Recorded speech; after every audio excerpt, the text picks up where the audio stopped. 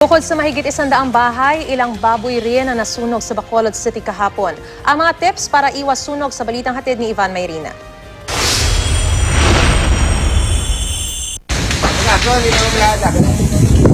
Sunog ang bumungad sa mga taga-Purok Riverside, Barangay Banago, Bacolod City. Unang araw pa naman ng Fire Prevention Month. Habang ilan ay pilit isinasalba ang kanilang mga gamit, may iba namang tumulong sa mga bumbero sa pagapula sa sunog. Nasa 150 bahay ang nasunog. Ilang baboy rin ang nalitsyon. Wala namang naiulat na nasaktan pero nasa 700,000 piso ang nasunog na halaga ng mga ari-arian. Kaya ang Bureau of Fire Protection muling kinalampag ang publiko ngayong Fire Prevention Month. Kahit sa tala ng BFP, bumaba ang bilang ng kaso ng sunog sa unang 2 buwan ng 2016 kumpara nung isang taon.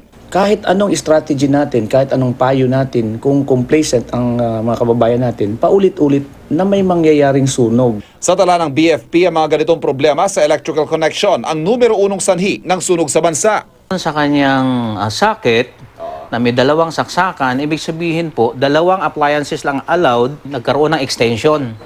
Yung extension, ito po yan, may nakasaksak na.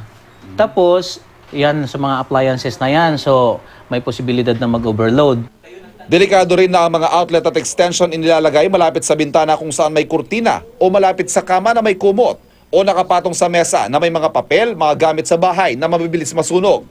Ganito rin ang banta ng mga naiiwang kandila na isa rin sa mga pangunahing sanhi ng sunog. Kaya dapat ilagay ang kandila sa baso at ipwesto sa lugar na hindi ito basta-basta matutumba. Ang pagliyab naman ng mga LPG, isa rin pinagmumula ng sunog. Maaari naman daw itong mapigilan kundi nauunahan ng takot at taranta. Pag nakikita natin ganyan, ang ating mga kababayan nagtatakbuhan na.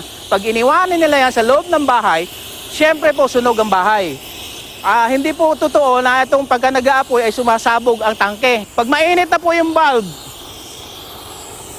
takpan lang po sa sarado. Ivan Mayrina, GMA News.